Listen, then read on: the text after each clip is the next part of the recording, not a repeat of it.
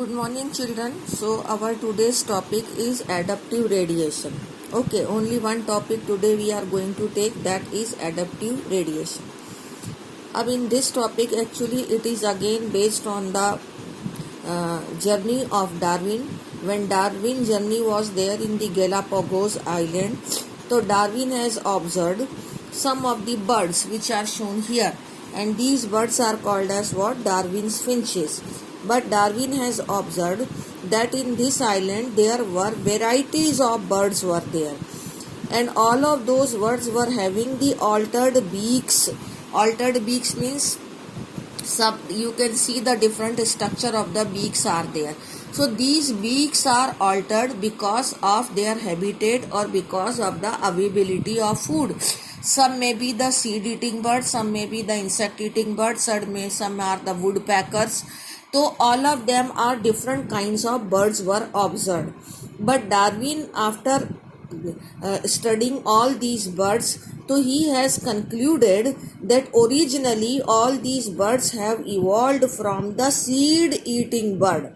Okay, they are showing the common ancestor, and all other forms with the altered beaks arose, enabling them to become insectivorous and vegetarian finches. मतलब वो एक insect, वो कौन सी bird से उन्होंने arrows बताया है? उन्होंने बोला है कि वो सीड ईटिंग बर्ड से अराइज्ड हुए हैं, लेकिन सीड ईटिंग बर्ड से their common ancestor is seed eating bird, and seed eating bird से they have arose into different types of bird like woodpecker, like insect eating bird, like fruit eating birds. तो on the basis of different habitat, on the basis of the food availability, they have got adopted. And what is adopted? Their beak has got adopted to avail the food which is available in different habitat. Hence, this is an example of adaptive radiation. But otherwise, it is showing the homologous organ only.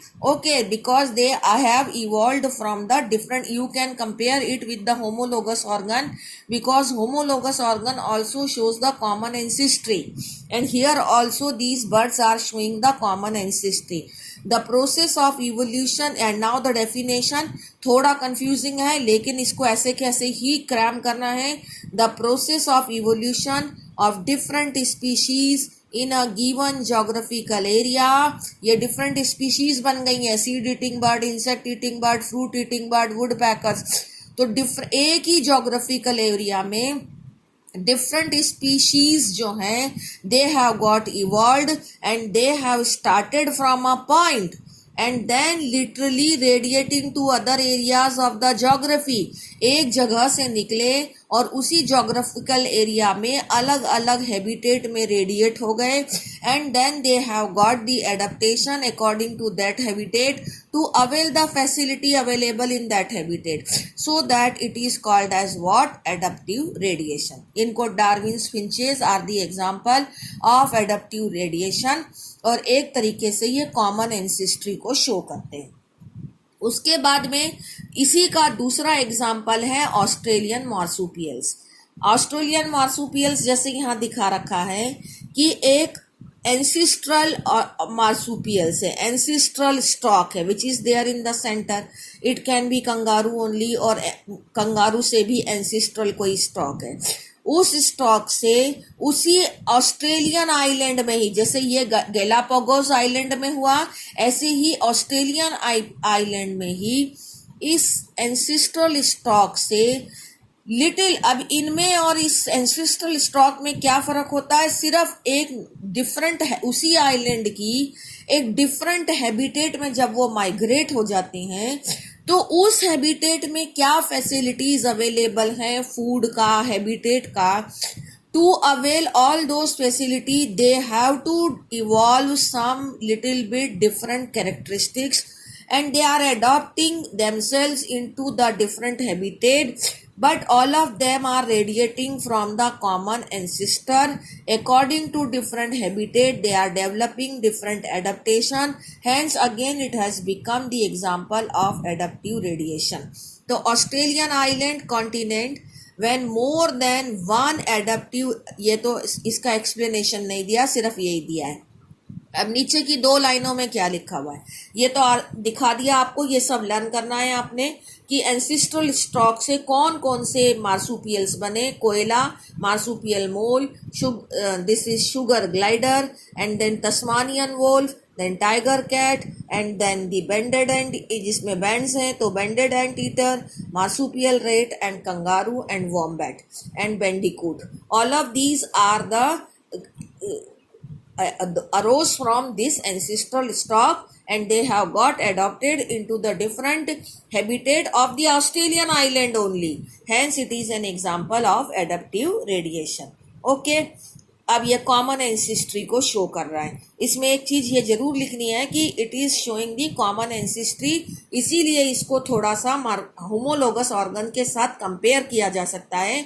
लेकिन homologous organ में हमने same origin और different structures बताए थे which were anatomically showing the similarities. Okay, same origin different structures, they were there in the homologous organ. Same origin, you can say here same origin इसलिए है same origin and different function, क्योंकि यहाँ पर structure is same but the function was different. okay, इसलिए वो homologous organs थे, लेकिन वो common ancestry को show कर रहे थे।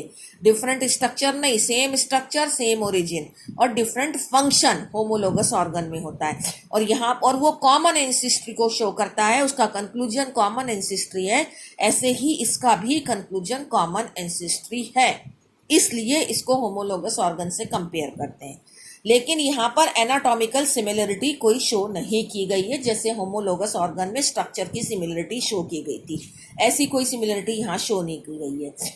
अब इसको कॉन्वर्जेंट इवोल्यूशन से भी एक्सप्लेन किया गया है। कॉन्वर्जेंट इवोल्यूशन से कैसे एक्सप्लेन किया गया है, यहाँ पर एक एग्जाम्पल लिया गया है जिसके अंदर आपको इसको इस तरीके से समझना है कि एक लार्ज ज्योग्राफिकल एरिया है और उसमें 2 स्मॉल ज्योग्राफिकल एरियाज हैं, और उन दोनों ज्योग्राफिकल एरियाज में एडप्टिव रेडिएशन हो रहा है। जैसे एक इस ज्योग्राफिकल एरिया में इन मार्सुपियल्स का एडप्टिव रेडिएशन हो रहा है, प्लासेंटल मैमल्स का ये वाला लाइन है, और दूसरी लाइन में मार्सुपियल का। तो एक जगह पर एडप्टिव रेडिएशन हो रहा है प्लासेंटल मैमल्स का, दूसरी जगह पर एडप्टिव रेडिएशन हो रहा है मार्सुपियल्स का। मान लीजिए आपकी बुक में पहले प्लासेंटल लिखा है तो ये प्लासेंटल हो गए और ये मार्सुपियल्स हो गए। अब इन दोनों में एडप्टिव रेडिएशन हो रहा है। एक लार्ज आइलैंड के अंदर 2 डिफरेंट ज्योग्राफिकल एरियाज में 2 डिफरेंट एडप्टिव रेडिएशंस हो रहे हैं। तो एक तरीके से अगर सिंगली इसको देखें तो ये कॉमन एंसिस्ट्री को शो करता है, मतलब all of them are radiating. वैसे तो वो रेडिएट कर रहे हैं कॉमन एंसिस्टर से, इसलिए इनके एरोज बाहर की तरफ लगाए जाते हैं। हमेशा जो होमोलोगस ऑर्गन था वो डाइवर्जेंट इवोल्यूशन को शो करता था, इसलिए उसके एरोस बाहर की तरफ लगाए जाते थे। तो ये कॉमन एंसिस्ट्री को शो कर रहा है, इसलिए इसको हम इस तरह से शो कर सकते हैं। लेकिन जब हम इन दोनों को आपस में कंपेयर करें, इन दोनों को अगर हम आपस में कंपेयर करें तो ये कॉन्वर्जेंट इवोल्यूशन को शो करते हैं। वो कैसे कि इसको और इसको जब ये डेवलप कर रहा था एडप्टिव रेडिएशन से, उसी समय मार्सुपियल्स के अंदर ये डेवलप कर रहा था। जब प्लासेंटल मैमल्स में ये डेवलप हो रहा था एडप्टिव रेडिएशन से, तो उसी समय मार्सुपियल्स में ये डेवलप हो रहा था। मतलब आपको एग्जाम में क्वेश्चन आता है कि एंट ईटर का जो है वो कॉन्वर्जेंट इवोल्यूशन में मार्सुपियल्स में उसका रिजेम्बलेंस किसके साथ है, उसका नाम बताना है। तो एंट ईटर का निम्बेट एंट ईटर है, माउस का मार्सुपियल माउस है, लीमर का स्पॉटेड कस्कस है, फ्लाइंग स्क्विरल का फ्लाइंग फैलेंजर है। ऐसे याद है, इसमें फ्लाइंग है, इसके अंदर माउस है तो माउस है, इसमें एंट ईटर है तो इसमें भी एंट ईटर है, ये मोल है तो इसमें भी मोल है, लाइक दैट।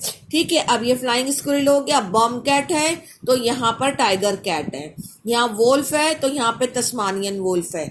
इसका मतलब ये दोनों आपस में सिमिलर हैं। ये प्लासेंटल मैमल है, ये मार्सुपियल है, लेकिन दोनों अलग अलग जगह पर डेवलप हुए, लेकिन ये एक दूसरे से सिमिलरिटी शो कर रहे हैं। तो इसलिए it has become the example of convergent evolution also.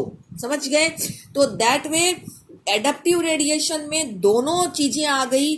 Divergent से क्यों उसने एक्सप्लेन किया, क्योंकि वो कॉमन एंसेस्ट्री को शो करता है, और कॉन्वर्जेंट के अंदर सिर्फ यही वाला एग्जाम्पल आएगा। सिंगल मार्सुपियल्स का एग्जाम्पल लें तो वो एडप्टिव रेडिएशन का एग्जाम्पल है, लेकिन adaptive radiation as convergent evolution का नहीं है।